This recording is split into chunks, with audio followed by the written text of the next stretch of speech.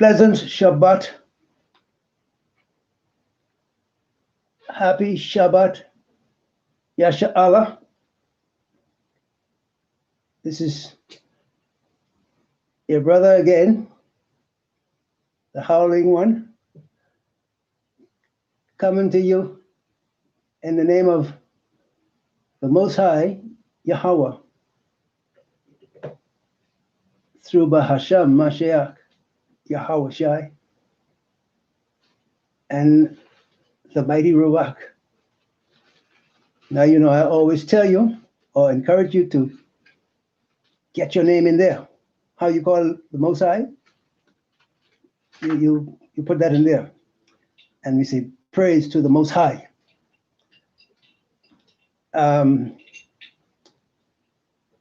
My scripture here is from Psalm 68 and verse 4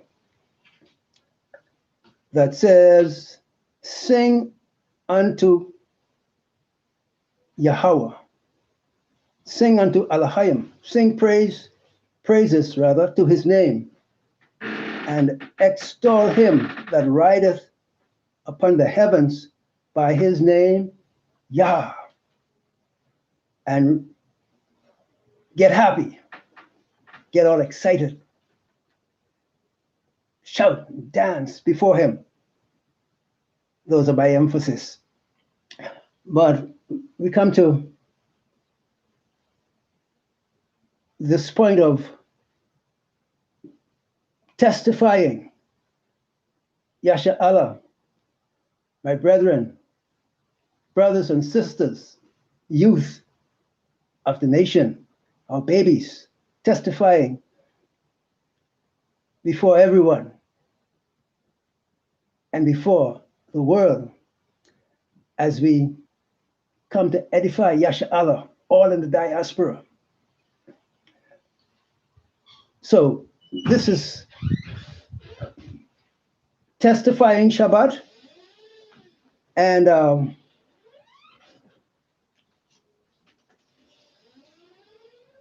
want to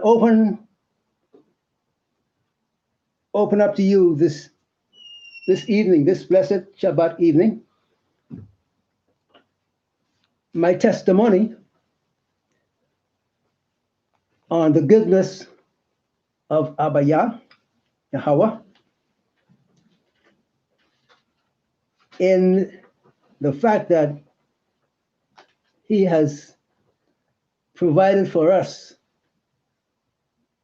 so great a salvation in our Mashiach, whom he sent by the virgin birth through the mighty Ruach. And according to my experiences here in the diaspora, therefore, I can encourage Yasha Allah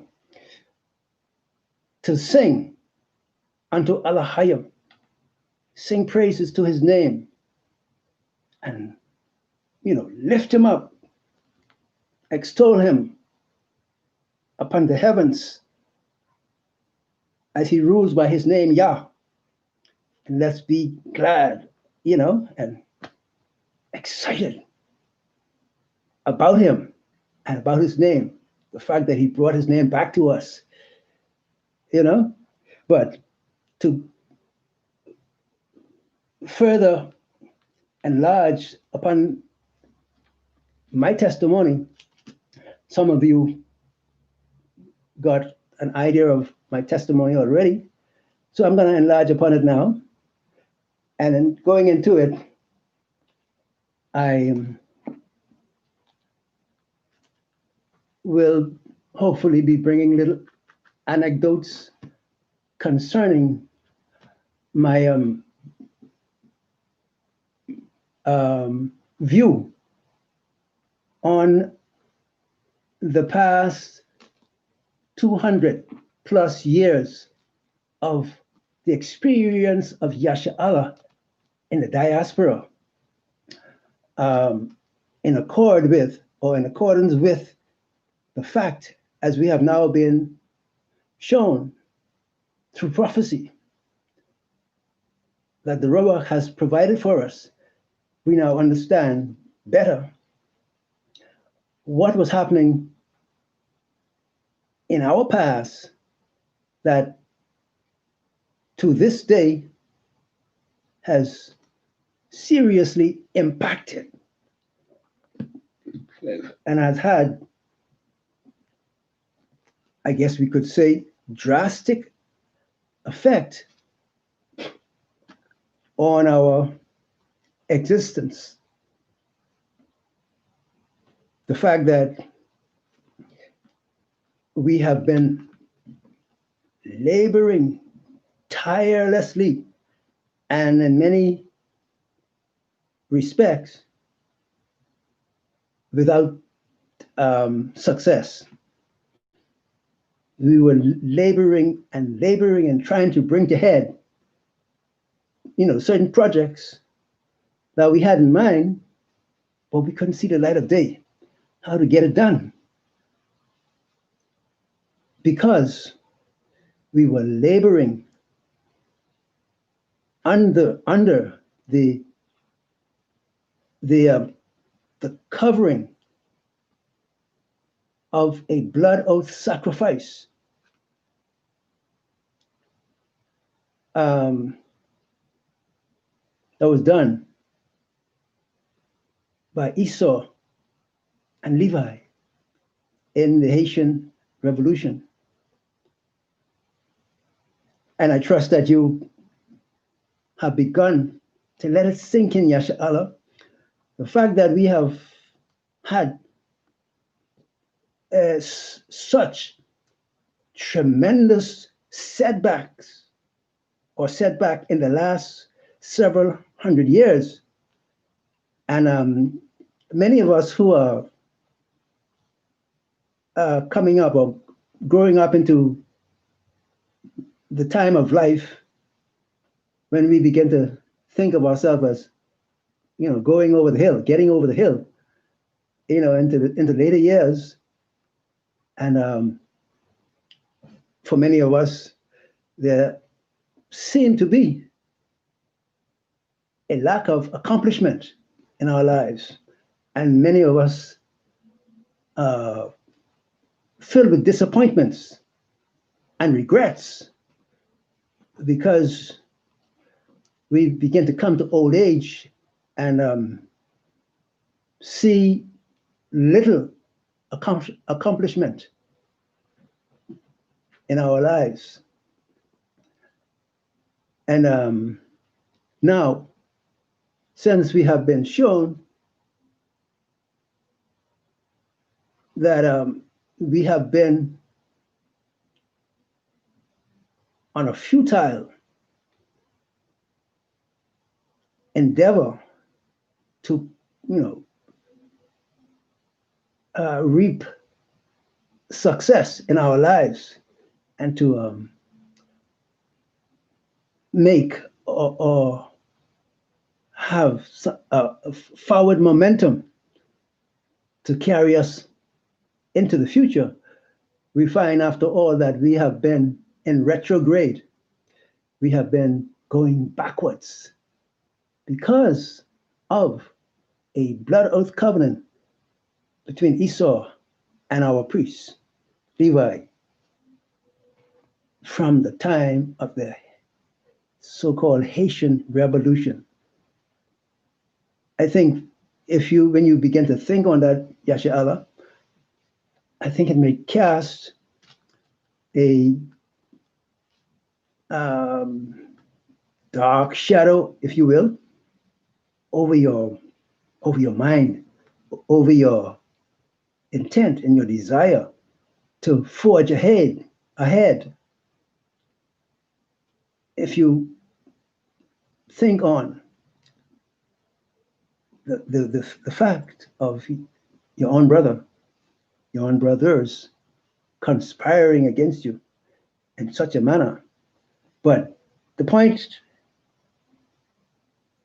real point I would like to stress to us is the fact of the grace of Abiyah that he provided by his right hand, the man of his right hand, Hamashiach, the sin bearer, the one who in Isaiah becomes the lamb brought to the slaughter to work out salvation for Yasha'Allah and to recall us, to recall Yasha'Allah, who have wandered away like sheep. All we like sheep have gone astray and turned everyone to his own way. And Alahayam, Yahweh, has laid on him, Mashiach, the strong tower that our prophet David speaks of. The name of the Most High is a strong tower. Mashiach, a strong tower that was provided to take the load, take the burden, to bear the sin. And as the scripture says, to taste death for every man. Get a hold of that. One individual, no matter how big and robust he may seem to be, or however robust he actually is one man. Imagine him bearing the sin of the whole world. With his stripes, we are healed, according to Isaiah. And so I offer you these words of insight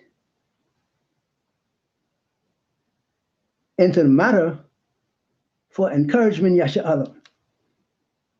Although we have been in a tailspin and made to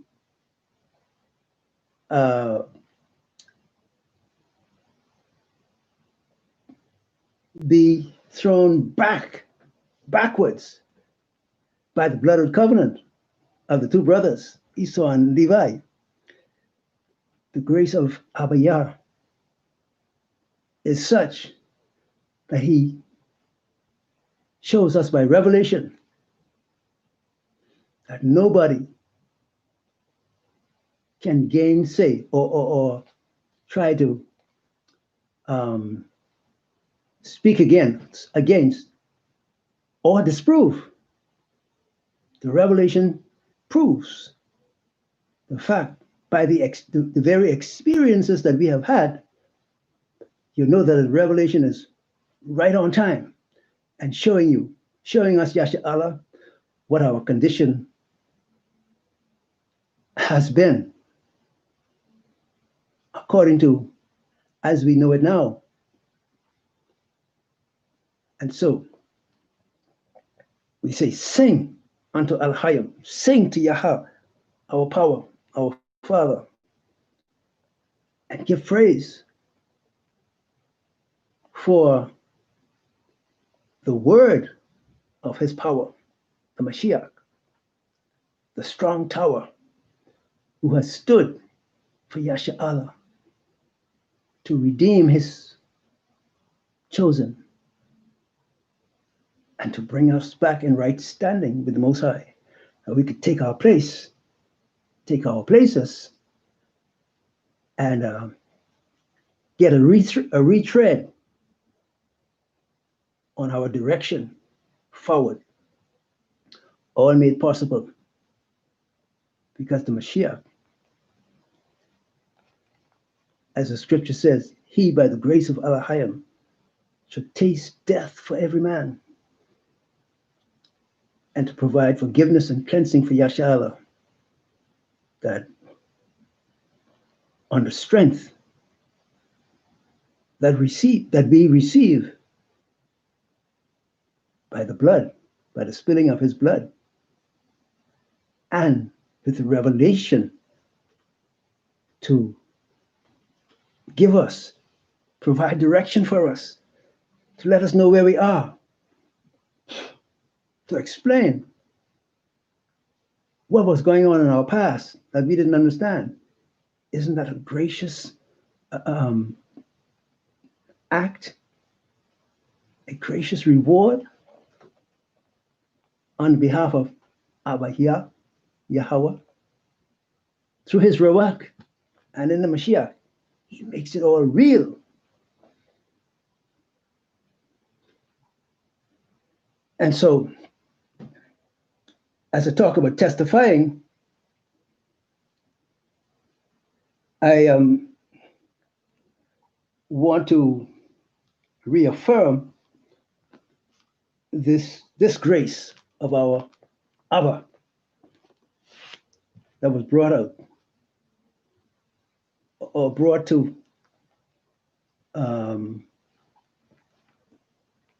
openness or to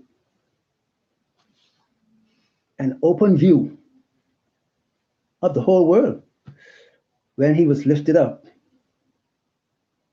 as the scriptures say, for our offenses by the Romans, by Esau. So all the people who have been casting doubt on the fact of the crucifixion, we got a whole lot of incontrovertible proof. And one special proof that I would heartily recommend is the proof of the chief enemy. Well, humanly speaking, the chief enemy of Yasharahla, Esau, the Romans. That's who crucified the Mashiach. And they got it on their records. You got to believe that. How could you doubt it? And you see the effect of their treatment upon the 12 tribes. And while we concentrate in particular fashion upon Yahweh, the tribes that the Most High set in the place of leadership for all the tribes, for all 12 tribes, Yahweh has been at a great disadvantage for the last few hundred years, as we know now, because of that blood oath covenant between Esau and Levi. But on my own behalf, I want to testify of the power of Abiyah's Mashiach that he sent to deliver us all. But I'm talking about now how he delivers me, how he has been delivering me now. As I began to share with you over the months and weeks now of my battle with the evil one, the evil beast that was kicked out of heaven by Abiyah, Satan. His power of oppression and the infiltration that he conducted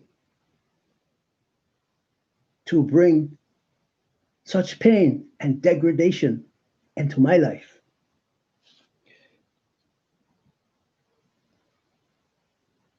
By the means of, well, let me back up a little bit and say that I was born September 1953. And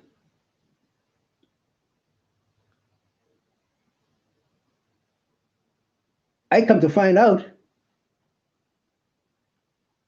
only now, about 3 months ago, in May, May 2020. But from 1953, according to the revelation that the Most High, the Ruach, gave to me in May 2020, that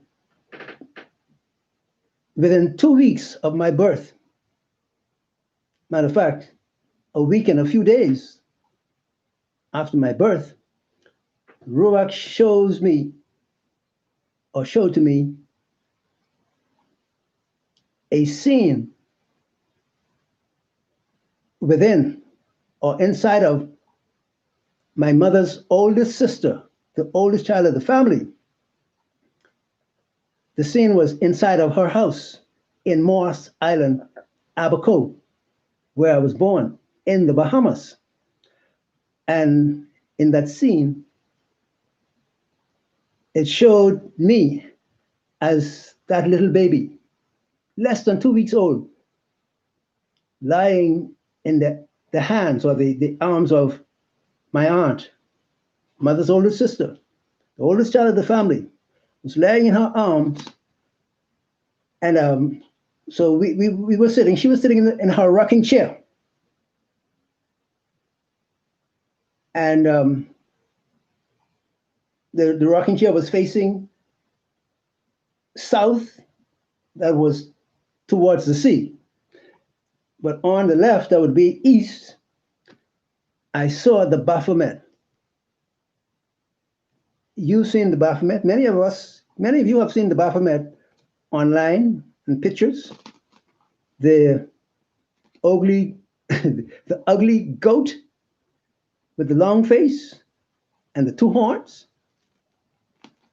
That's the dude I saw in the vision the Father gave me of my past.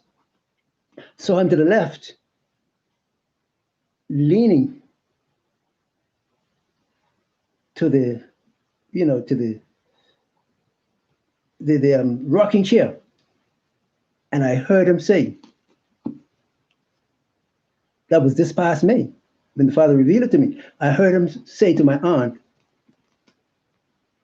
I want him for a sacrifice. Give him to me for a sacrifice. And she replied, okay.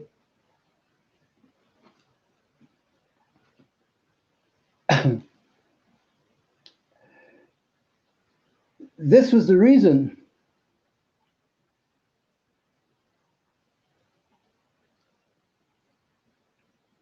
behind my whole life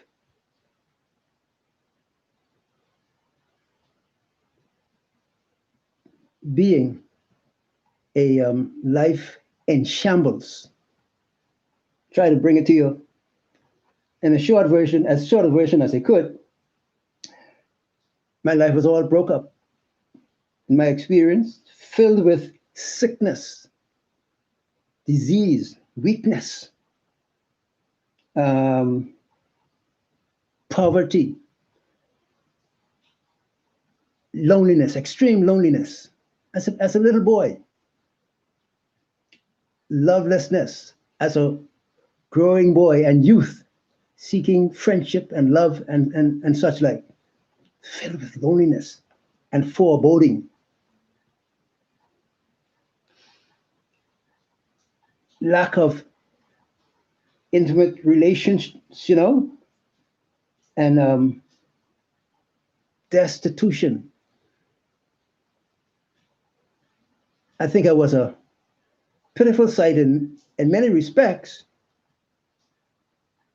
though because of my faith in the Most High and in the Mashiach, I think I put up a real good face over the face that was handed to me on the account of the infiltration of the Baphomet into my life at an early age.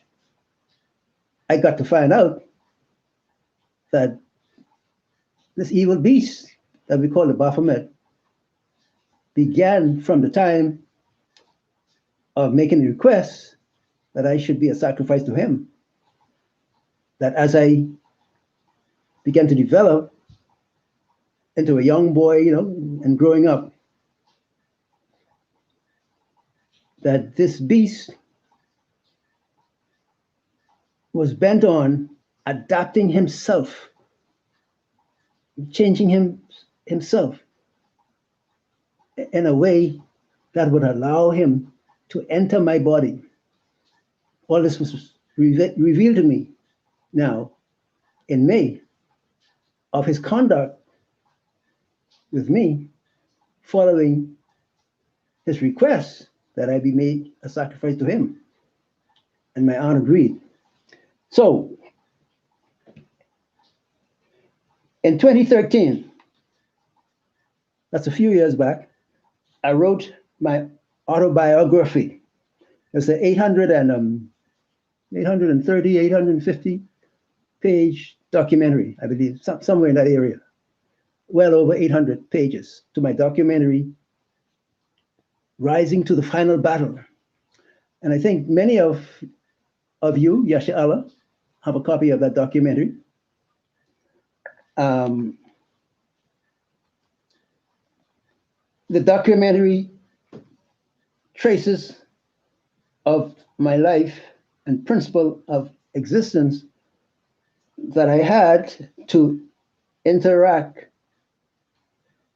with and to maintain existence in this, what I found it to be a disaster that we had to own as society and a way of life. It was a shocking revelation to me as I continued to grow and as I tried to develop a consciousness of a way of life and how to conduct myself. It was a sheer torture because everything was so hard for me. Everything was so hard. And the fact that as a young boy, I began to discover between, the age of 6 and 7, I seriously considered or was considering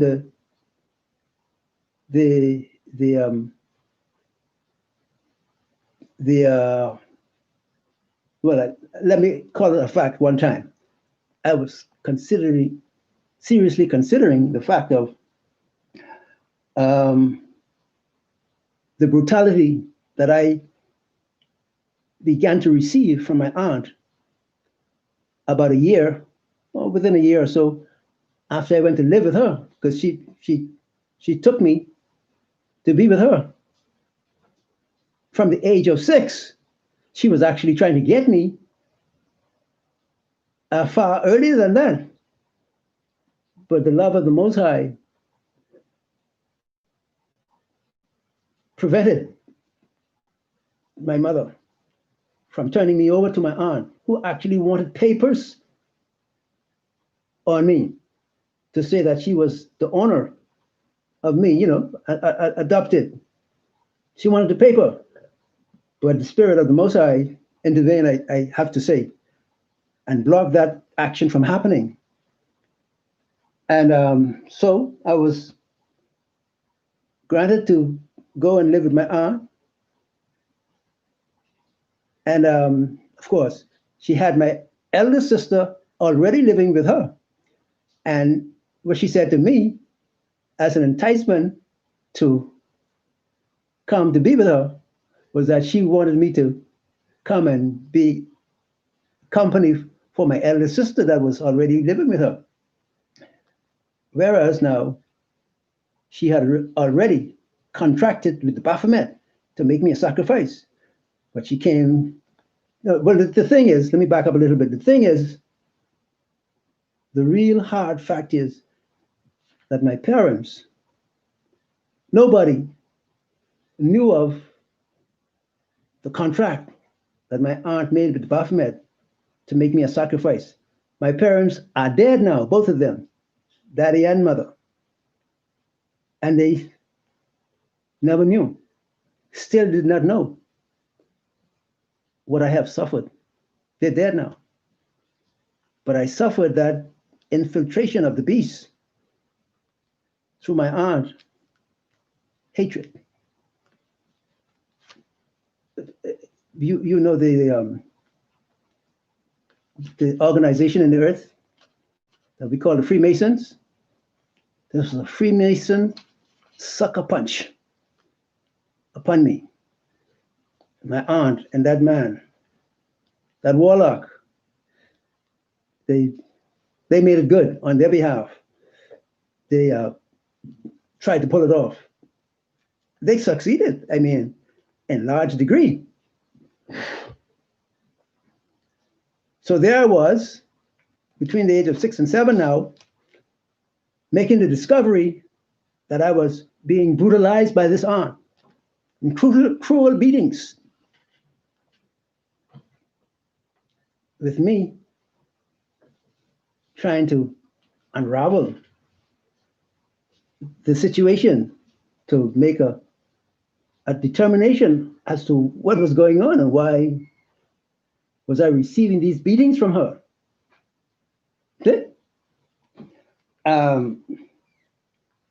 So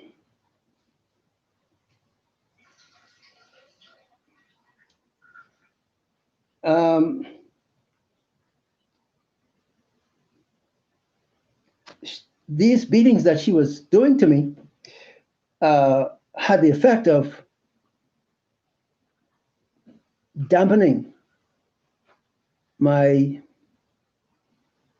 drive, because I had a thirst for education. And at that age, I was already aspiring to be a doctor. And so when she saw me reading, especially reading medical book, she came at me with vengeance and fury to cut me off from being interested in reading such kind of a book dealing with that high level of subject. And then, of course, my suspicion began to grow. And as such, I made a determination within myself as that young boy.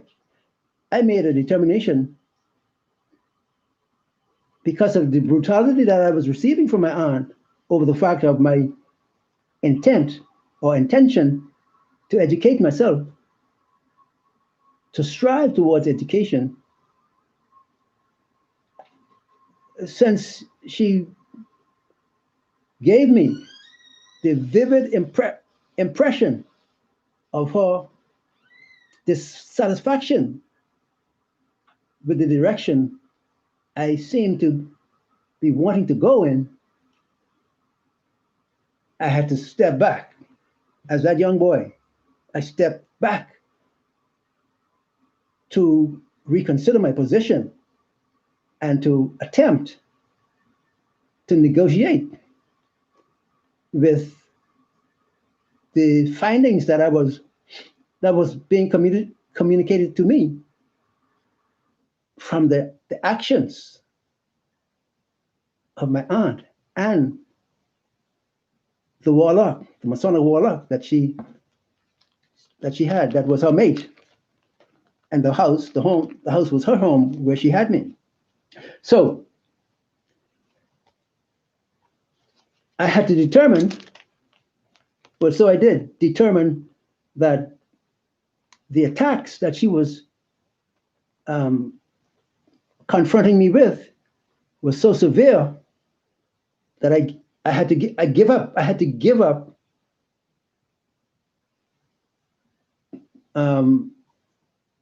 having my attention on, the medical book and so forth, trying to get knowledge, to push me forward in my quest to be a physician, to be a doctor. I had to give up the book and relinquish that apparent thirst for knowledge. I had to give it up because every attempt I made to learn, she would fly into a rage at me and thump me with these cruel beatings. I had no way to, figure out why she was doing it. But then I find it kind of amazing in myself that I took the pathway of turning off from trying to interact with the books to get the knowledge of being a physician, or to learn things about medical procedures and practices and all that stuff with medicine. I gave it up and I turned my attention inwards. I can't say why I did it the way I did it, but it seemed to me that I had to get some way of determining or finding out what was the reason that my aunt was acting the way she was towards me. And this put a block between my intent to get educated and to become, to,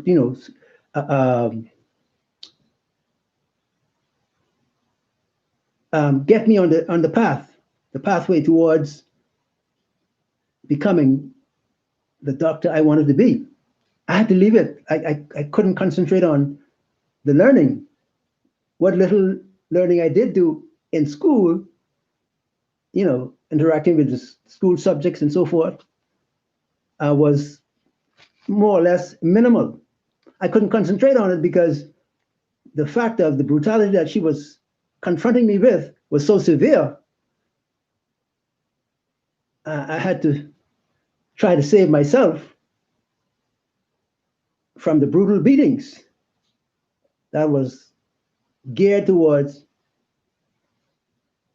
stopping me from being thirsty about getting an education.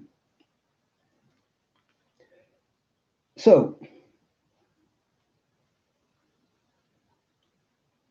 she tried in all manner of ways to break me. And this is from her words, from her own speech that she would make to passerby or some visitor to the home. Because when my elder sister was a hairstylist, she was good at it too. And so, with special occasions, where, we were in Esau's world of Christmas and Easter and all that garbage, all that idolatry and hatred against the Most High and Yasha'Allah. But yeah, my sister she was a good hairstylist, and she did well. She made me proud that she had that ability to do it. And the women, the ladies of the time, they patronized her very well. But yeah, my aunt was so vicious to me that when visitors came to get their treatment on their hair and so forth, and they would find me in a down mood, and sulking a little bit. I tried not to, 'cause I never wanted to be a rude boy, but my aunt was intent on giving the impression to people that came to the house that I was this rude boy. And then she was attacking me viciously in such a way that the people who were coming to, get their hair done and so forth, they were they acted surprised of this kind of attention that she was giving to me. And so, being older ones, people, the impression on them was that I was this rude boy. I had to be this rude boy because the actions of my aunt towards me and the things she was saying to me, she was always telling people that I was this, how would she say, stubborn. She used the word stubborn. I was this stubborn boy. And so she had to be viciously brutalizing me, you know? And then when people would come upon her and see her beating me, she would cool it down and make reference to me as being this rude boy. And she used the words, break. She wanted to break me.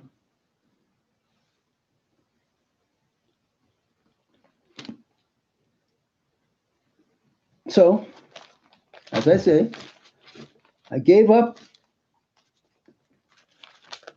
the wish. Well, I gave up my actions. I had to tone down my actions toward book study in her presence. And along with that, of course, my body was responding to the brutality. And my heart was broken very badly, seriously broken. I was broken inside. And my parents, they had no knowledge of what had happened to me from being on the island, in Mars Island.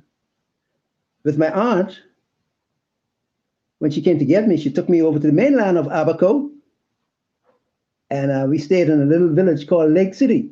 So, being in Lake City,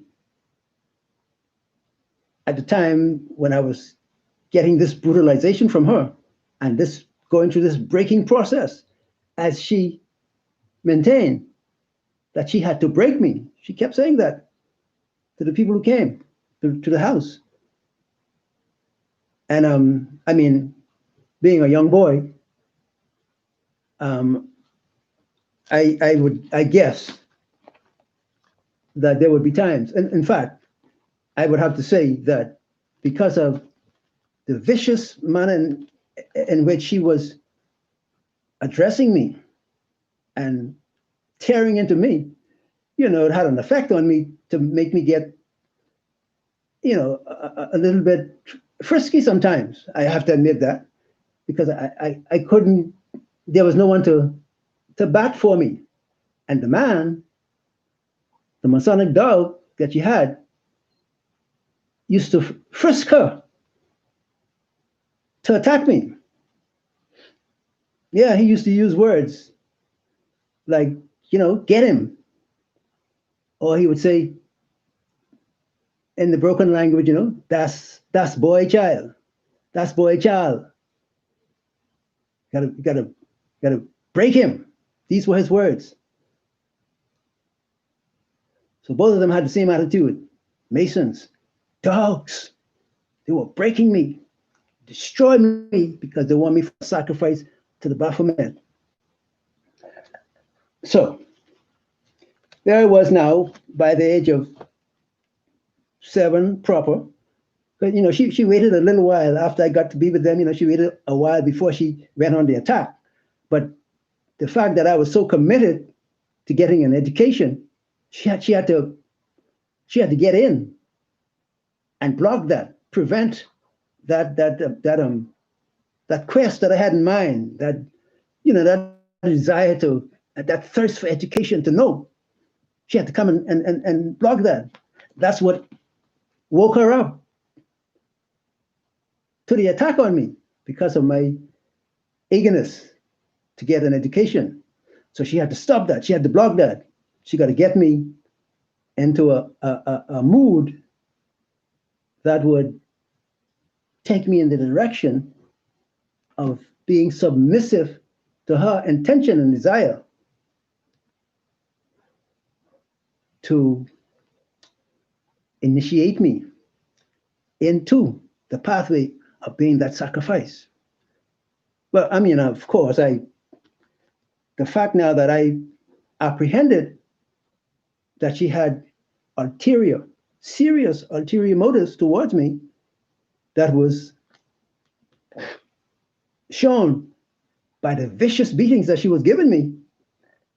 And people who came by the place, they would only wonder what was going on. And her explanation was, he's too rude, stubborn.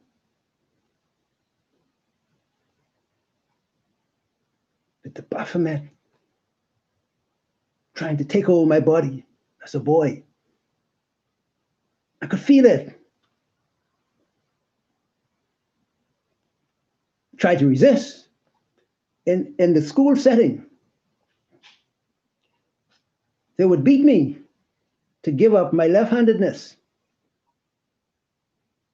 or they would pull the pencil out of my hand as I was writing, doing my schoolwork, or pen. They would pull it out of my left hand and put it in my right hand. So again, women, our sisters, they were engaged in the subliminal warfare that was going on against me. So while they were, I'm giving you a little, what the word I need, I'm trying to explain a little bit of what was going on underneath, the subliminal work that was going on. They were all tuning in. The women, the school, the teachers, generally, they were tuned into that vibration to subdue me, to be that sacrifice for the Baphomet. So they were in on, redirecting me, taking my pen or pencil out of my hand and my left hand and putting it in my right hand. Didn't want me to express this left-handedness. And the Baphomet was using that. My absentee attention from cooperating with my own need, and my own personal venture with myself. They were cutting me off and blindsiding me to let the Baphomet use that opportunity to engage in pushing himself into my body from the left side. So I come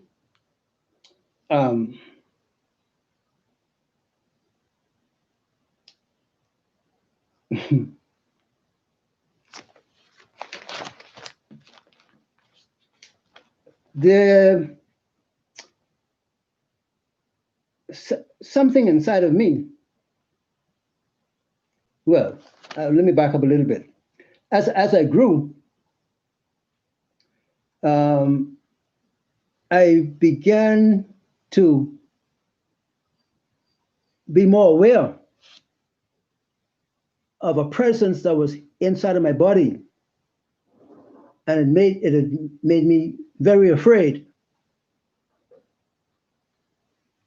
I'm now like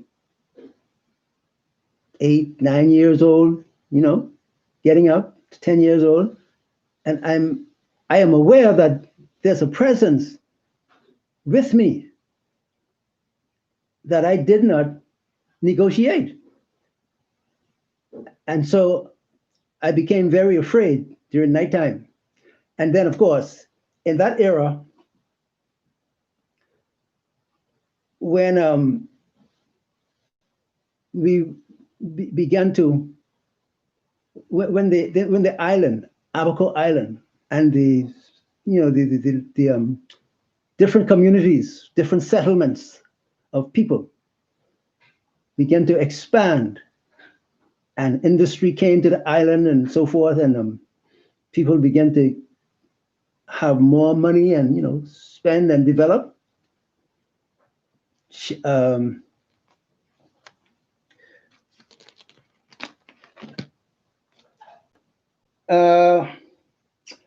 I participated as best I could with buying books, buying, like magazines. Um, what do we call them? What do you call them now? The funnies. You know that term? Used to buy the funnies, Archie and Veronica and so forth, that kind of stuff. Um, and we had the Marvel comics, the Hulk and Iron Man and so forth. So I used to, buy quite a bit of them. They were a part of the method I used to get away from the weight of sorrow that was attending me, that kept my attention from being a cheerful individual, because I was experiencing this presence with me, this something. Matter of fact, I used to go to the mirror and look into the mirror, into my own eyes, to try to see who was in there with me. I had that awareness that something was there, and so it made me very afraid. And when we had the ghost story books, the Frankenstein and werewolf and so forth, I liked, the little uh, the stories. It was kind of intriguing to me, and so as a young individual, I wanted to participate in the action, of what was going on in the story, and interact with the emotions and so forth. But when night came, I was terrified. I was horrified, because along with the stories that were presenting the ideas of ghosts, goblins, and invisible beings, I also had this presence that was very near inside of me, and I didn't know how to get there, what it was. So you can imagine, I was really terrified. And so I began to experience a lot of weakness in my body, weakness in my limbs, fainting spells. All this was going on with me as I continued to grow and try to interact with life, try to have a normal way of life. But then I was being attacked by the things that my aunt had exposed me to without my knowledge. So I got demons interacting with me and bringing me down. It was my intention and my own will. I was intending to be a believer. I was a believer, in fact. And I loved the Most High, and I was learning. But there we had Esau's teaching with God and Jesus, these devils that Esau was pushing. So, I didn't know the facts as they really are, and as they were being taught. So, I accepted God and Jesus. I was going on with life under those impressions, thinking that God was something good. But, as I continued to develop and grow, I had questions about these things, these concepts that was coming forth in the church, in the churches. I questioned them. And at that time, I wasn't able to get a firm view of what the situation really was concerning these names and pictures that they were being presented to me as of deity, who they were, and the names of deity. So, there I was with the populace, with everybody, dealing with God and Jesus. But I continued to develop. And so, as a teenager now, being cast under the impressions of having to negotiate my thoughts concerning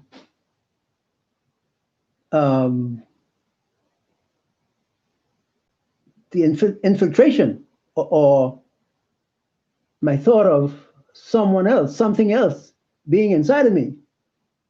It was terrifying. And I mean, I could see it. And then my aunt and her Masonic lover, the both of them had me, they made me fearful.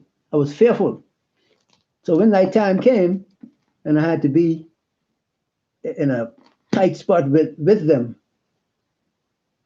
it made me very afraid. So all this thing was going on now that began to break my heart down, because while they were presenting me with the beatings and the encouragement from the warlock, encouraging my aunt to brutalize me with beatings, and their own action, especially the warlock, his own actions with night dreams and nightmares that he was having, all these things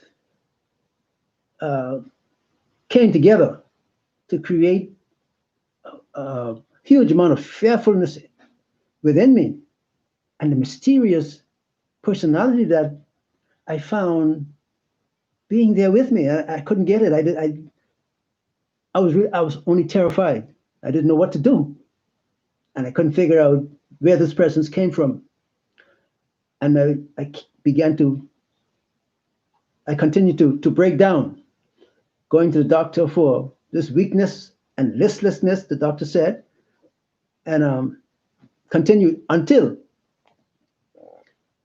at the age of 14, precisely, I had lost the opportunity to upgrade my educational skill and level to where I should have been able to pass BJCC subjects and so forth. And in fact, I wanted badly to get to college. It was all in my mind, all in my thinking. This is what I wanted. But even though I did take BJC's examination with regular student body, I was a failure. I expected to fail, even though I wanted badly to win. I was in doubt, all in doubt, that even if I had overcome and become a BJC success, an educational success to that level, I mean, I was generally still in the upper level situation as in the student body, but my confidence was shattered by the brutality and the attention that was centered on breaking me from being able to learn and to perform in school. as I should. So all these things were working against me, and I was in doubt of myself, well, in doubt of what I could accomplish, what I would accomplish because of the knowledge of the warfare that was coming against me from my aunt and her Masonic lover. See? Uh, so then at the age of 14, being a flop in school, it was very disappointing to me, very disappointing, because generally all through the school years, in spite of the obstructions that my aunt was putting in my way, and her her willingness to block me from moving ahead in education, I maintained average to above average grades in school, but I had no confidence. My confidence was shattered. I was only going on what would I the word is not with me right now, what I need to say. But it's, it was like I was going on air, I guess. I don't know. Um, I was shattered inside. So as my confidence eroded, the weight of the beatings that I was getting from my aunt was breaking my body inside until after I began to work. I began to work from I was like 12 years old. I began part-time work because I saw that my aunt was not letting up on me. She was not letting me be free to develop as I was trying to do, to get my education and make myself somebody. This was my quest. And so my heart was broken so badly because of what she did, what she was doing, that I was involved in an accident from my job situation. I got in an accident, and in the accident on a field tractor.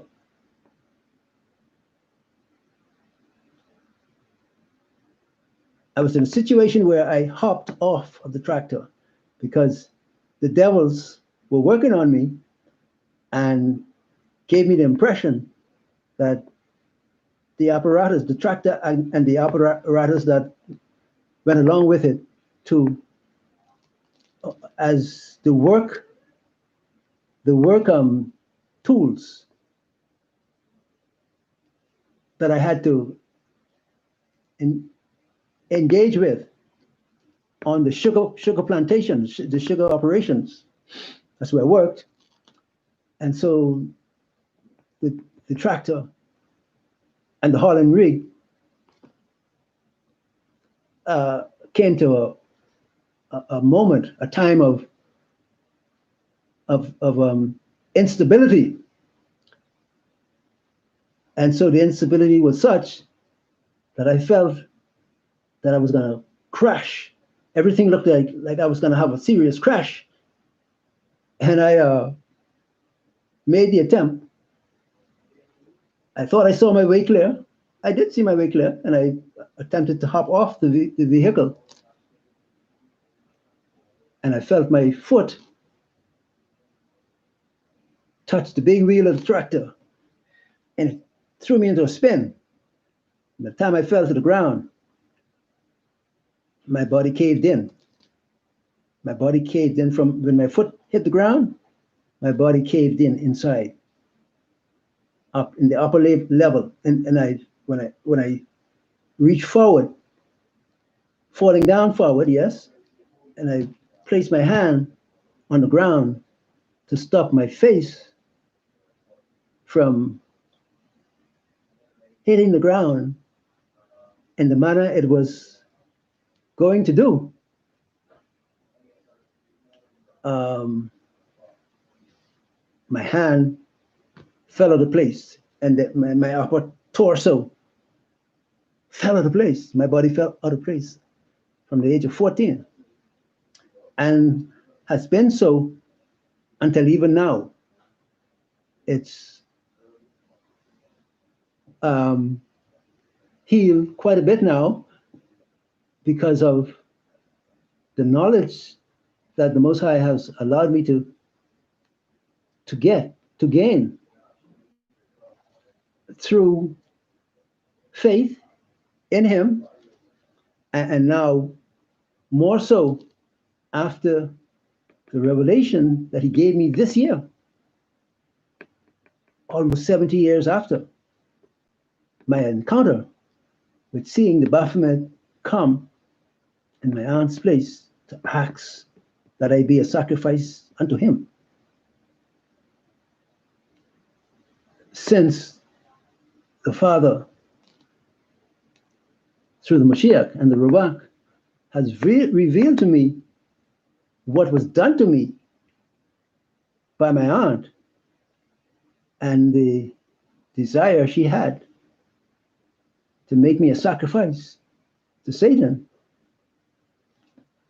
I was able to let go of the pain that I was beset with, terrible pain, horrible pain, the dislocation of my body from the age of 14, having some serious pain,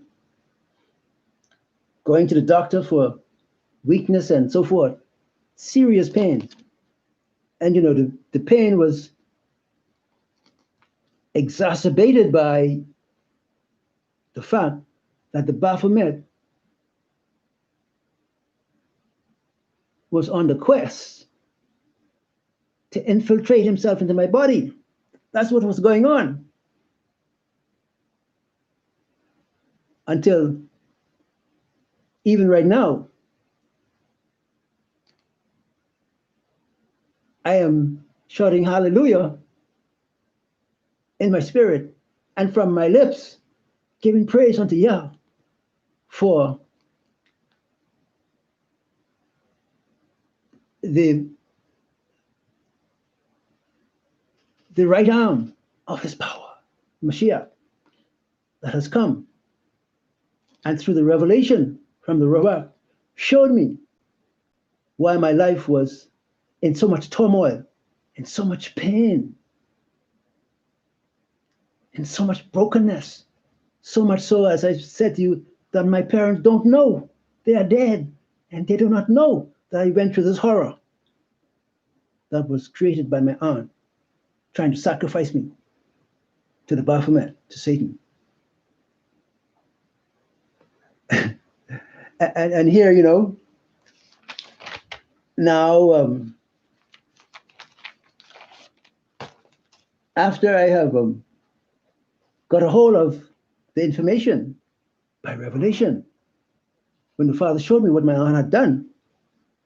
As a matter of fact, before she died, she and her warlock mate in the 90s, perhaps near the mid-90s, less or more, both of them died within, you know, short time of each other. But I remember that during the years, I think even before I left school and into my young adulthood, she had come and passed by me, you know, in the home setting, living with her. She'd come by me and make mention of forgiveness, you know, like a kind of happenstance thing. She'd pass by me and make comment about everybody makes mistake and, you know, forgive me. She'd make that kind of comment passing by me, you know, and I would think about it, and I was wondering, what is it she wanted me to forgive her for? She made the comment at least twice, I think, maybe 3 times. She made this comment right in my presence that made me understand that she was asking me to extend forgiveness to her. But I didn't know what the forgiveness was for. Really, seriously. She was making these comments as she passed by me and in different occasions when nobody else was around or near. She would mention that, forgive me. She would say it in that kind of abstract way, forgive me. And then she made another comment along with it. After all, everybody do wrong. This is how she said it.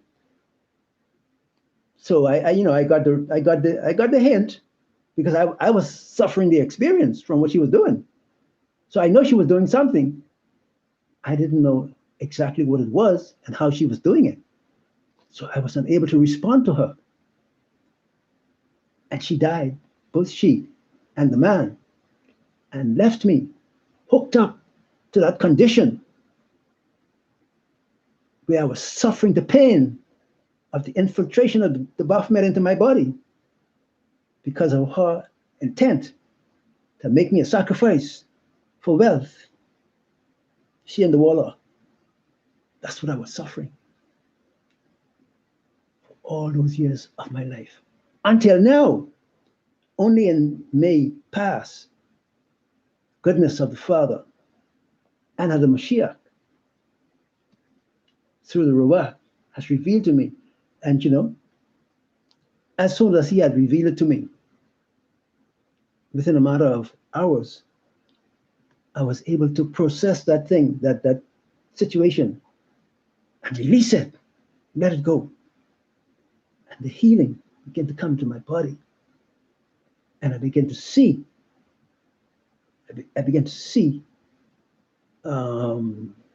an impression on how this thing was done. And I could see the Baphomet inside of my body as you go into the book or go online and look for the Baphomet and see the black goat with the curls down in his genital area and all of that. That was present inside of me. It's a horrible thing. What I'm doing now is pressing for a praise moment and shout for our Abaya of his love for Yasha'Allah. Well, let me put it in this way. And I'll ask the rhetorical question. You think the Most High didn't know what was going on? Yes. He knew, and he allowed it. Well, we find in the scriptures that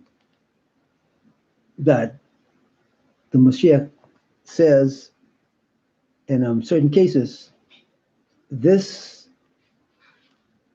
is not for your death, but for the esteem, the glory of Abaya. Because the Mashiach was the one who was ministering the healing. The Mashiach, our Mashiach, he was the one who could say, be healed, be made whole, go and sin no more. That's the power in the Mashiach. You think any man like you or me could do that, Yasha'Allah? Those of you who are on this stubborn bench against the Mashiach, you're trying to make him a natural born that could come and say to someone, thy sins be forgiven thee. Be made whole. And it happens. You think that's the way it is? You think that's the way it went? You want to put a natural man like yourself in the category of owning that power and authority, who could lay his life down and take it up when he is ready? Yashala, we're appealing to you to consider. Look at it. The Mashiach,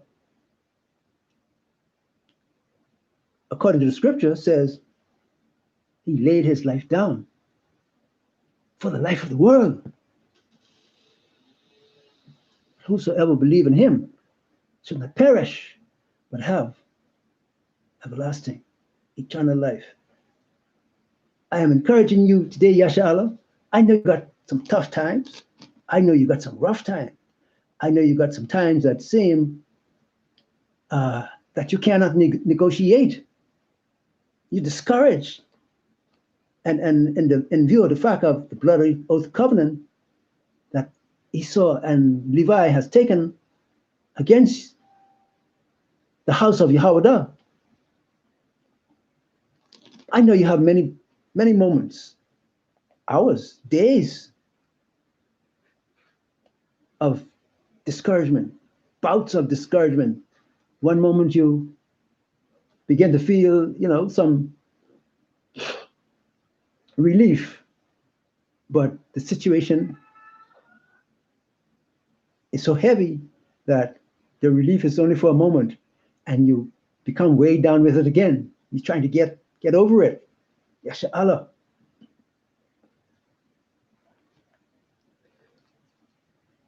I think it's in Isaiah chapter, what's it? Isaiah, I forget it at the moment, but it says, thou wilt keep him in perfect peace, whose mind is stayed on thee. This is the power of the Mashiach. He's the one that the Almighty, Yahweh, the same one we talk about, or try to talk about freely, he's the word of Yahweh's power. And the Father sent him. I mean, you find it in the writings we call the Gospels, that he says, the Mashiach says, I can of mine own self do nothing, but I do what I see my Father do. And I say what I hear him say. He came to represent the Father, to Yasha Allah. And the Father gave him authority. You see this in Matthew 28, and verses 18, 19, 20, in that area. After the resurrection, the Mashiach makes the proclamation. All power is given unto me in heaven and in earth. You think a natural man could say that? How do you fix yourself? How do you see yourself and your mental abilities?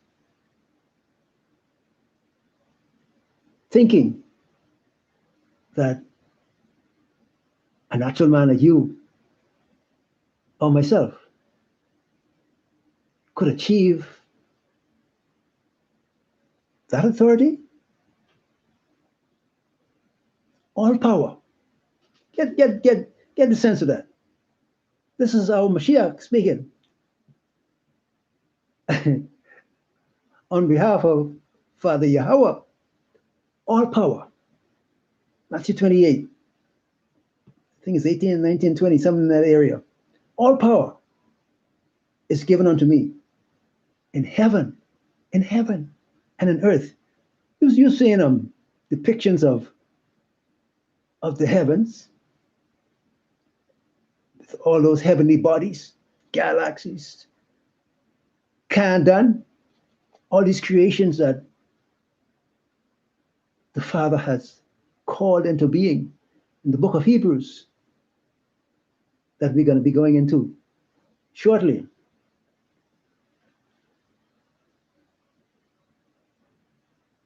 tells you, even in the very first chapter, that our Yahweh made all things by the word of his power. We're talking about the Mashiach. He made it by the word of his power, not by the son of Joseph, by the word of his power. In Psalm 120 or something like that, it says, he sent his word to heal Yasha'Allah. In their journeyings in the wilderness, and so forth. But in the coming of the Mashiach, to be the sin bearer, Abiyah sends his word in full force to take care of the matter of sin. And of course, sin is the enforcer of all our problems. You know? Sin has broken us down from the time of the Garden of Eden. And so we have still been fashioned, what the scripture said, born in sin and shapen in iniquity. The Mashiach came to work out that situation for us. And so I'm letting you know now, Yasha'Allah, in my own situation, what the Mashiach has been doing for me in eradicating, well on the path to eradicating the presence, the physical presence of the Baphomet out of my body. That's what he came for, to make us whole. I'm not allowed to say to what extent, you know, he would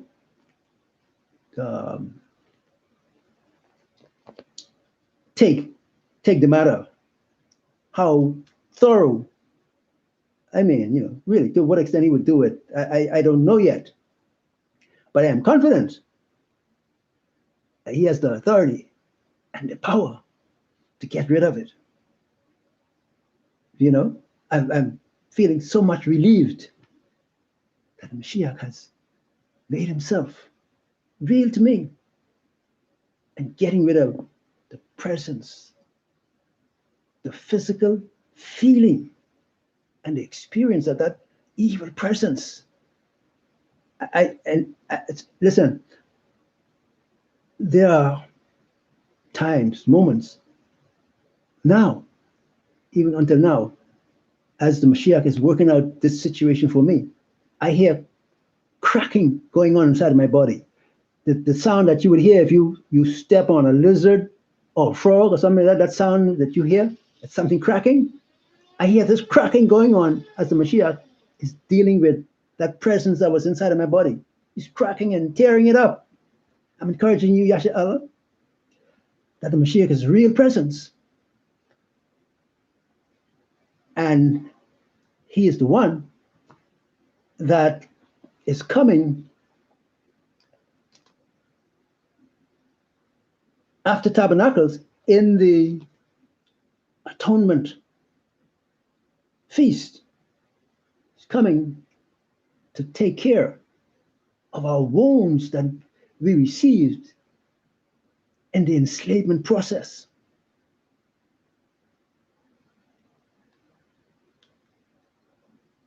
All the effects of the hate and breaking that Esau perpetrated upon us through the infilling of Satan and the demons.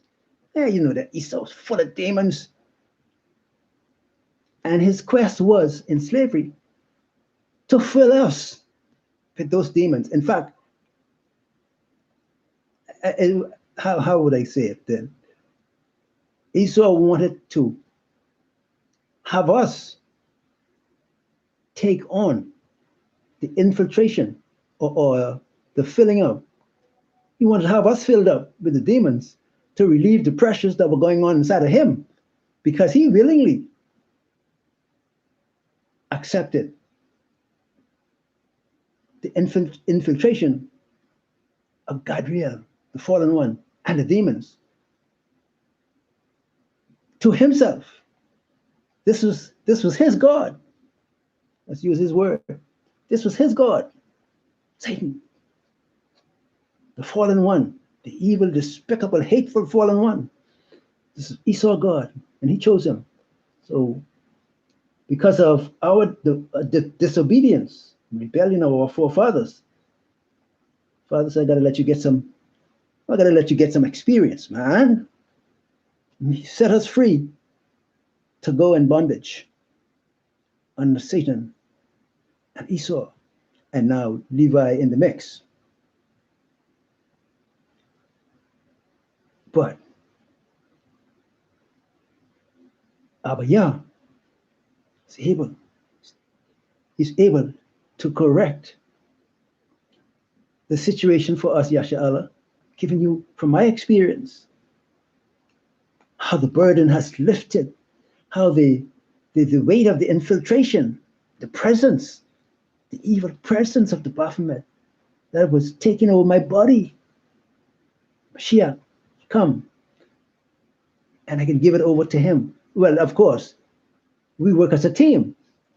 This is interesting, that when he comes to deal with your individual and personal situation, you work as a team. So there are times in the process that you give way to the Mashiach and let him do what he does. And there are times in the processing that he would allow you, as you learn the experience, or the word I need, as you learn how to conduct spiritual warfare, he then, like a father or a tutor, shows you what he does. And then he allows you to get a trial. Put some licks on the demon. Put some licks on Gadriel. Put some licks on some of them other demons, attendant demons. He lets you fight to get experience in spiritual warfare. He's your trainer, teacher. Doesn't leave you alone.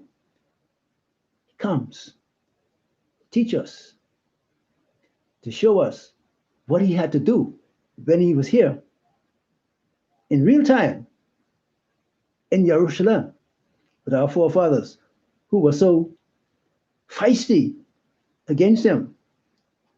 Well, what could they do when they were overwhelmed by legion? Couldn't do nothing. Lay out and groan and moan for relief till the Mashiach came along or comes along and say, your sin be forgiven you. Drive them fellas out, them demonic, hateful fellas with Gadriel. Drive them out with word, with his word, or a touch. However he chose to do it, he had the ability, the power, authority, drive them out. This is what he wants to do for Yashala today. All them demons that Esau put in us, in our forefathers, let's put it that way. That's what slavery was about. Esau filling you up with demons. You hear what they say nowadays? They look at us and see that the Father was so good to us, in spite of all the brutality that we received, our forefathers received, in the actual enslavement process going on under Esau. I see so many of us, the numbers, I have to say small, and in view of the fact, as it appears, that So many of us gonna lose our way. So many of Yasha'Allah gonna lose their way. Although Abba Yah has made provision to re-engraft us, bring us back to himself through the Mashiach, who can say to the raging seas and the waves, peace, be still. I'm your master. Take it easy. All is well. That's what he does. When you recognize who he is and you let him in, you let him speak his forgiveness to your situation, Yasha'Allah. I know it's been rough, Yasha'Allah. I know. I'm telling you some of my experience that I had from a baby until this very year in May. The Father sent his word and the Ruach to speak to my situation. Wouldn't you say that's been a long time to be embattled by a beast like Gadriel the Fallen? You know, in the scriptures, there are people who were embattled by the demonic for many years. Woman with the issue of blood, 12 years. Other ones, I think, 30 years and so on and so forth. When you read the scriptures, you see it, and what they call the Gospels, where Esau had torn up the scriptures there inside those 4 books. But the evidence is there that the Father's word, the authority whereby he created the heaven and the earth, his word came to take care of the problem of sin, the problem of cleansing from this sin, and the power to eradicate the pain and suffering that Yasha'Allah receives from Esau during slavery. It's a situation that has left its mark on Yasha'Allah worldwide. Because when you go into the book of Luke, I think 21, where the short synopsis of the destruction of Jerusalem, the temple, and the scattering of Yahweh. You got to get this. 3 tribes, Yahweh, Benjamin, and Levi, as they were scattered after Titus and Vespasian destroyed the temple and so forth, and ransacked the land. They were torn up, ran out. And here we are, their children, in the diaspora, coming now to the end of a most brutal experience of enslavement. I have to dramatize it to you now. What Esau intended in the Willie Lynch programming, in that effort, Esau intended to fill Yasha'Allah with demons permanently. That was his quest. You hear him asking now, you hear the police in North America talking about, give us one more chance. But the Mashiach is calling. Who are we going to listen to? He's the one who's seeking redress for our situation. He's seeking redress for the pain that we have sustained, that our forefathers had sustained and passed on to us, their offspring. Matter of fact, I have with me now a rendition that the Ruach has allowed me to put together that I call the Willie Lynch Head and Heart Lock. We're going to show you the Most High willing. We're going to show you a physical picture, a rendition of the Willie Lynch syndrome in living colors. We have done it here in Howling Benjamin. So we hope to make it available on whatever condition, the Most High permits. We want to make it available that Yashala and maybe the whole world could see what the results of the Willie Lynch syndrome looks like in physical representation. We got that for you here, brothers. And so it's pray for me, pray with me, that it's forthcoming, that Yashala could see in living colors what was the effect of the Willie Lynch proposition. You can now see it in living embodiment. That's how good our Yahweh is to us through the Mashiach and the Ruach. And so I come to encourage you, Yashala, by the fact that I, your brother, suffering a 70-year enslavement experience under Esau and Levi. I suffered that period of enslavement here and now, as Esau has tried to promote to you and me that slavery was over. I told you already that proclamation was the cover for the working out of the unifying of Esau and Levi. That's what it was for, you see? So we know, I mean, it is self-explanatory that Esau has been on the quest to keep you in subjection and bondage and cruel mistreatment. The Mashiach is coming now. I keep on bringing it to you. Until 2,300 days, then shall the sanctuary be cleansed. He's coming to see about his property in the atonement of this year. We got to get ready for it, Yashala. I know it looks like ain't nothing to it. We'll be facing serious matters. Mashiach, as the right hand of Abba Yahweh, is coming to see about his property. And I hope you get it, Yashala, the seriousness of the hour.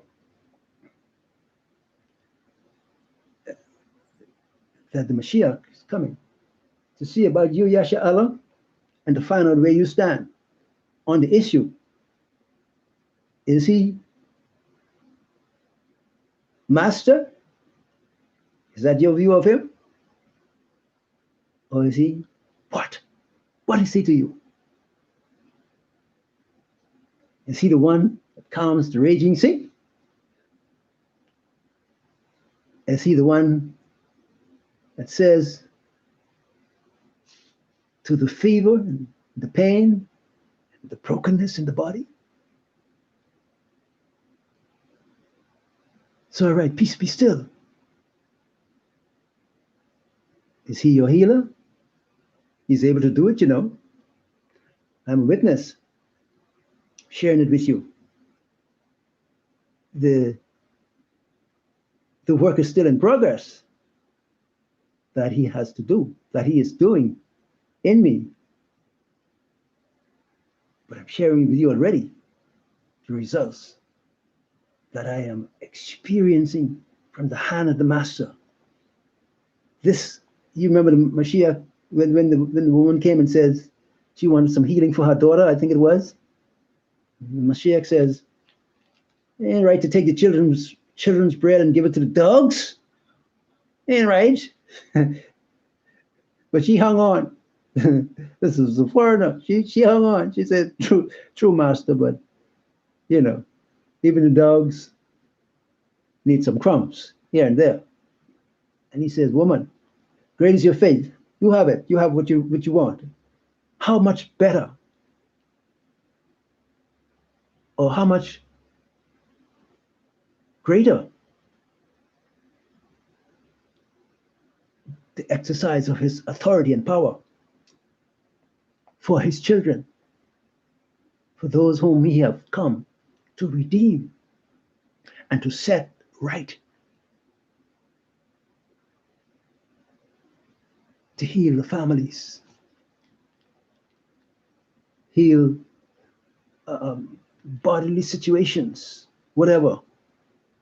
Now, not every individual person is going to get the same extent of healing. The Father has made that clear. He's going to keep some people, have some issues. There'll be some issues that he allows. You remember the Apostle Shaul? He says, and you can look at, I don't have the scripture at hand right now, but he says, Father gave me a thorn in the flesh, the messenger of Satan to box me up, to let me know that I am still dependent upon his right hand of power, Mashiach, to be my source of strength, my leader, the one whom I follow in the battle for Jerusalem. It's on ahead, Yasha Allah. Don't give up now. Don't let some pain distract you in such a way that you let go of your hope. And if this hope was only a promise as such, you would probably think, well, of course, it was a promise from the time Abba Yahweh made it to Abraham, our father. It was a promise. And so, for a long time, Yashala has been holding on to the promise, and Yashala received the reward. When the Most High made known his presence, made known his ways to Moshe. You remember that scripture? He made known his ways, and we have gotten the blessedness of his presence with his people all through the times, from the time he set foot in Yashala. And it says that he has written his name in the mountains in Yashala. He got his name there. And he calls Yasharal his rest. This is my rest. I have desired it. It's in the Psalms. I don't remember the exact verse right now. And he's preparing his people for a comeback. You talk about comeback in sports, you talk about comeback, boxing, comeback, and so forth. We're getting ready for a great comeback, Yasha Allah. But you got to recognize who your king is, who's leading you in, who's leading you to victory, and leading you as he led Yasha Allah in the pillar of fire. You remember that? It's calling you to attention, Yasha Allah, in this atonement. It's calling you to see where your heart lies.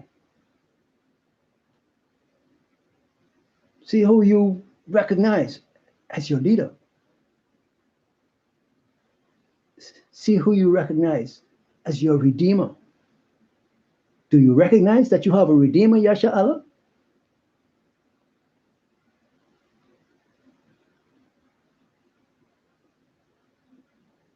Atonement coming.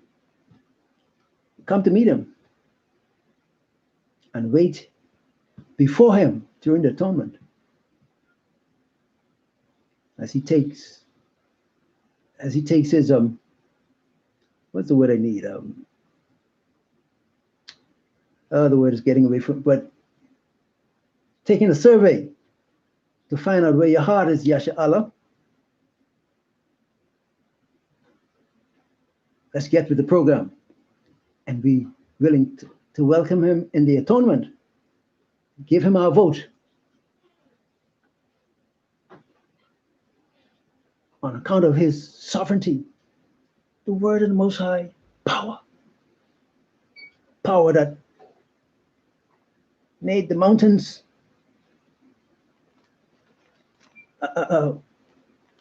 shoot up, stand still, made the seas and the ocean depths to give beauty and form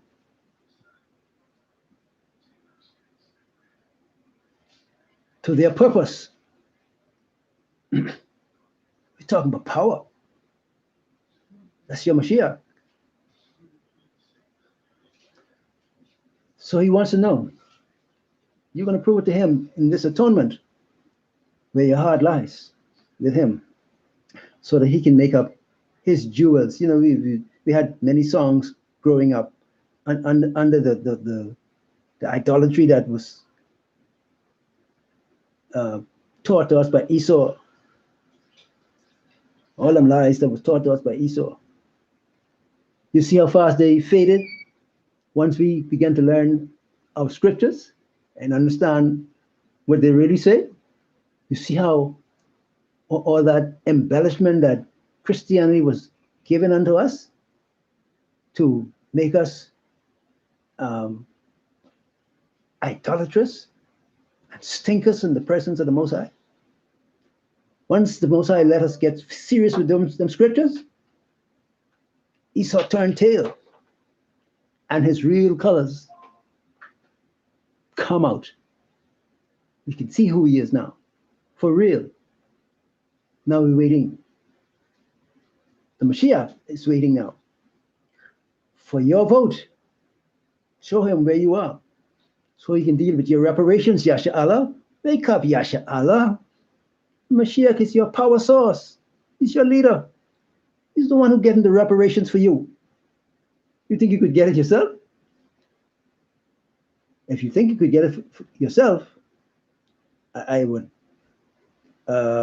hesitatingly say, go ahead. I think you've been trying for a long time now, and you found yourself faced with the proverbial brick wall. Esau as well as said to you, no, I ain't giving it to you. You're too black. You're too slavish. You're too inconsequential. You don't need no reparations. And I ain't giving it to you. That's what Esau has been saying to you for quite some time now. We need a leader with a strong arm who's able to do it. Get it straight, Yasha Allah. You gotta come. Find where humility is in you. Find where you can acknowledge who the Mashiach is.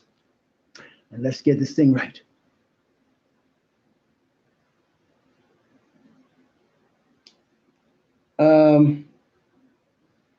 So,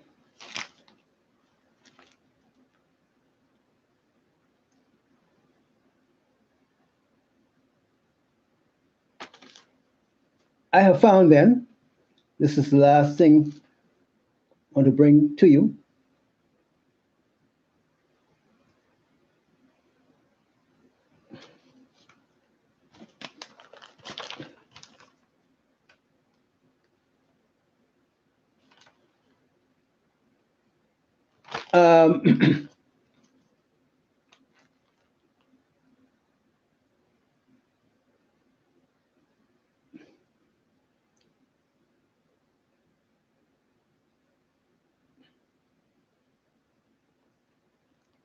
Well, I shared with you already that in my experience of being delivered from the infiltration of the Baphomet that my aunt introduced to me within 2 weeks of my birth.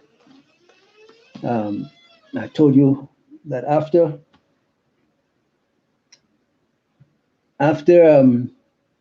being made aware what took place in those earliest days of my existence, that has hampered my life.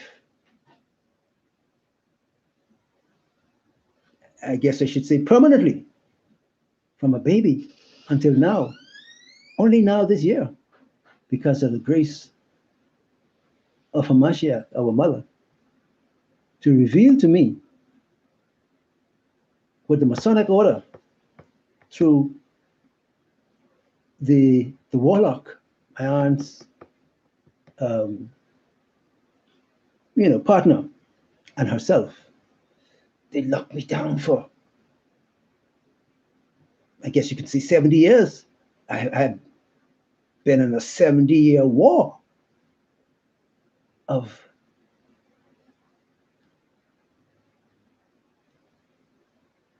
a great proportion as concerning one individual. 70 years.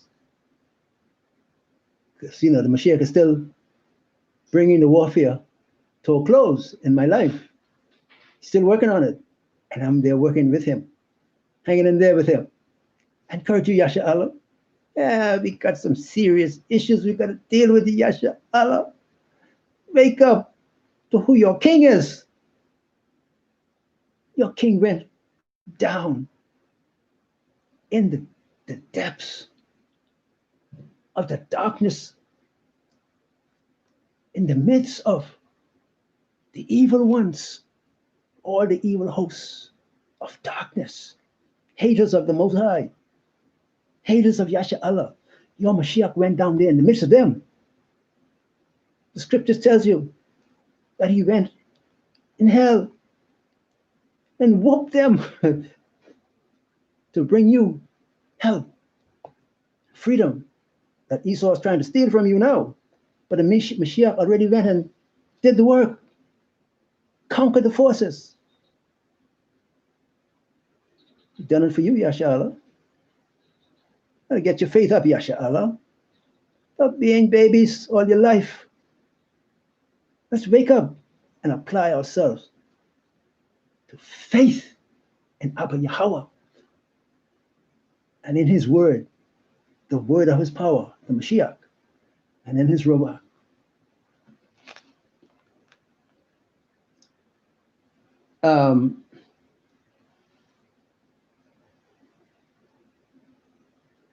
I have found then, I want to share this last thing with you, as the Mashiach took me back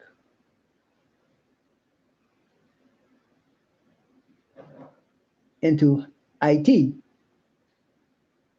for IT was the place where I was proposed to go to complete the actions or the action of the sacrificial offering that my aunt, or that Satan, the Baphomet, requested of my aunt. He wanted me for a sacrifice.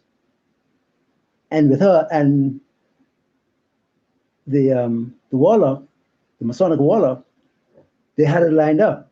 He was the one who was stepping ahead as the male counterpart. He stepped ahead to seal that up, because I don't want to use the word actually, but I have to, as a Turks Islander, and knowing IT, because he was a boatman.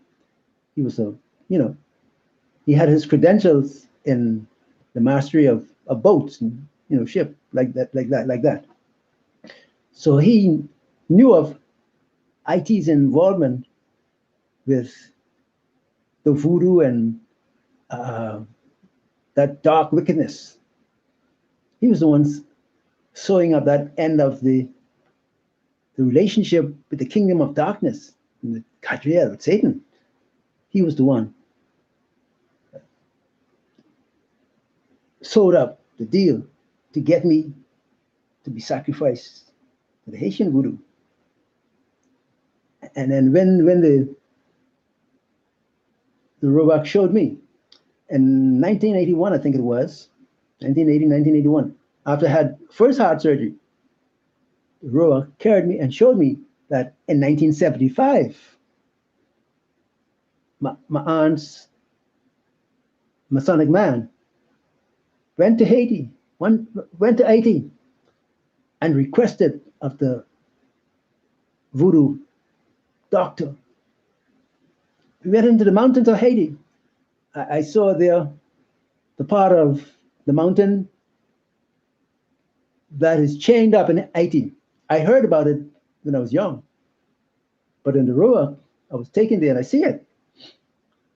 So in the mountain, it's like a, how would I put it? It's a place that is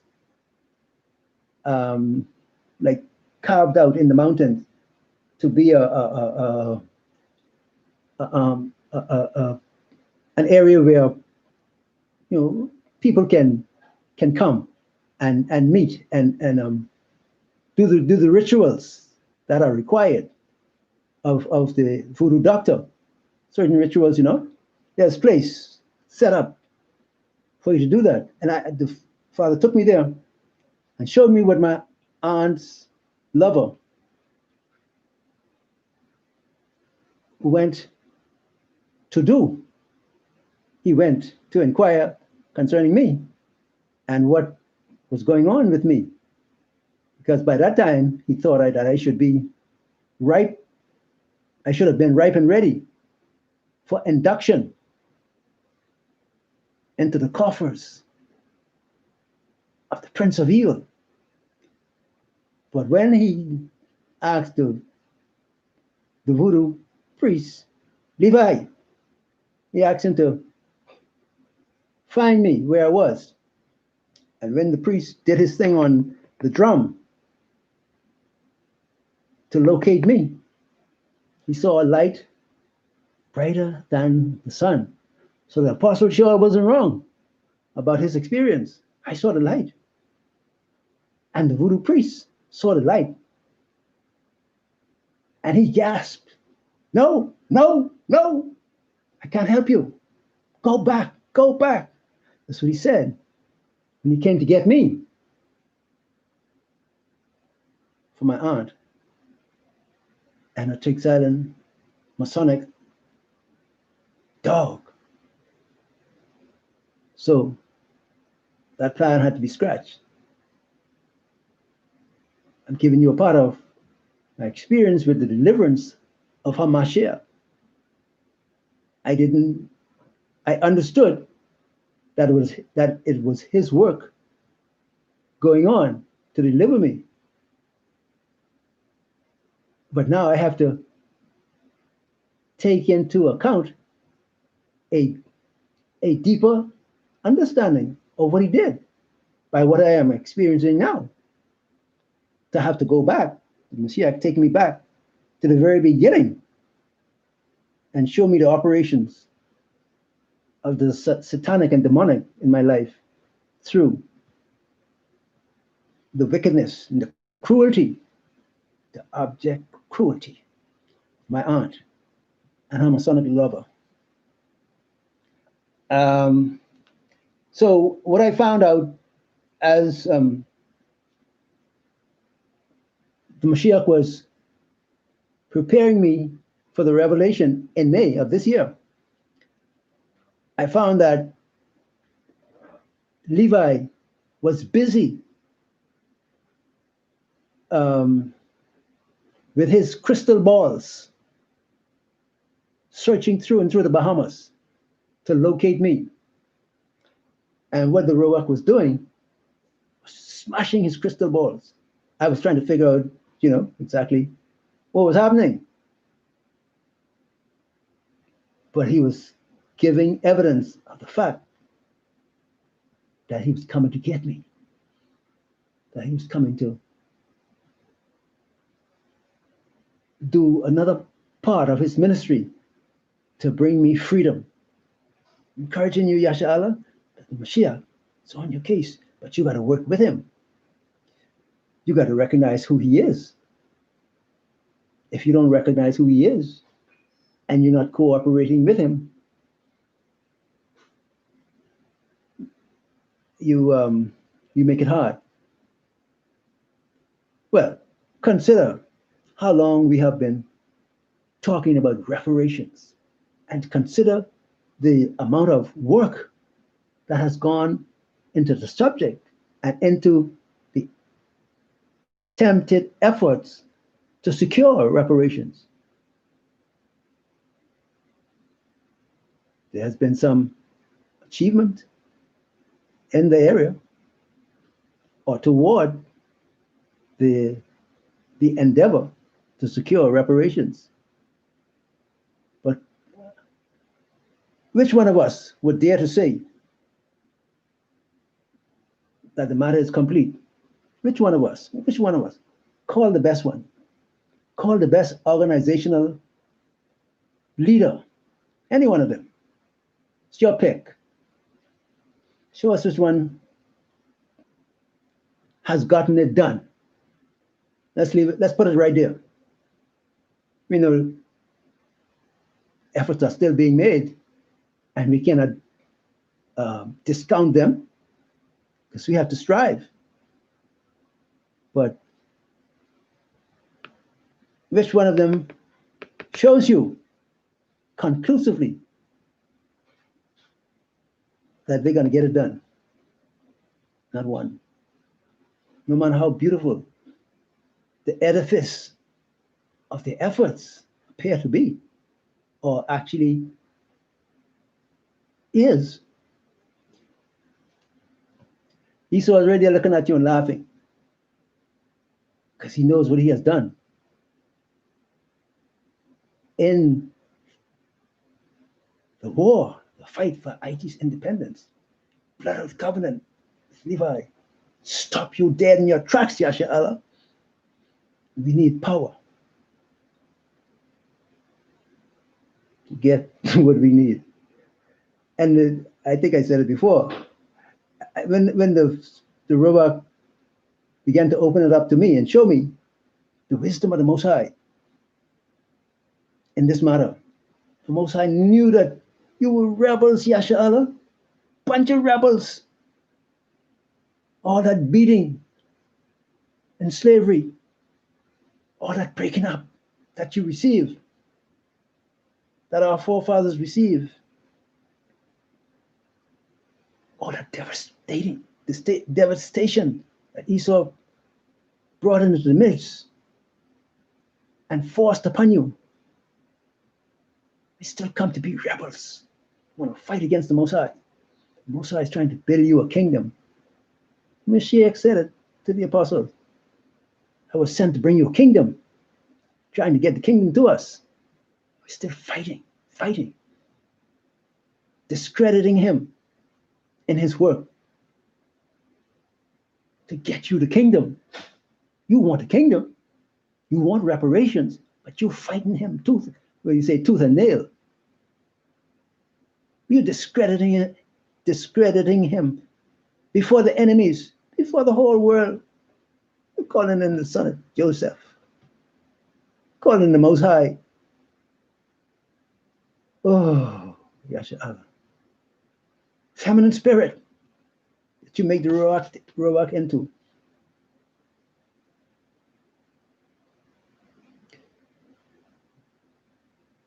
If you come into it now in the atonement, Mashiach is bringing you up. I don't know if I can say bringing you up short, but he has waited a long time. So he's bringing it to you in the atonement. You're going to tell him. Our brothers in Jamaica say, he will find where you turn. He'll find out where I'm done. and find out where you are so he can get his work done. Time is near. So I assure you that the Mashiach has done a marvelous work on my behalf towards my release from the dark force of Gadriel and Levi. And Esau is under their watch, under their determination to swamp Yahweh and stamp out the leadership of the 12 tribes. But the Mashiach, our captain, our leader, now waiting on you. He wants you to get the reparations because the Father already prophesied it to our father Abraham long ago. Got it recorded there. And I started to tell you that when I saw the Mashiach show me how this thing was turning out, I folded my arms and I said, Mashiach is wise. The Most High is so wise. You know you were such rebels that you come to the end of this trial. Instead of giving honor and esteem to our Yahweh and exalting the right hand of his power, a Mashiach, in the river, you turn like Esau. Yeah, like the oppressor. You dishonor the Most High, dishonor the Mashiach, and dishonor the Ruach in the full sight of the world. You think and you think you will get away with that? No, you ain't gonna get away with that. She's calling you, he's letting you see that you can't get 1 inch of reparations until you come and face him and tell him he's your power, your master, and you're willing to serve him. Not only now, but forever. Because he's coming to make it right, Yashala. He's coming to get your reparations. We will get it. But you got to come right.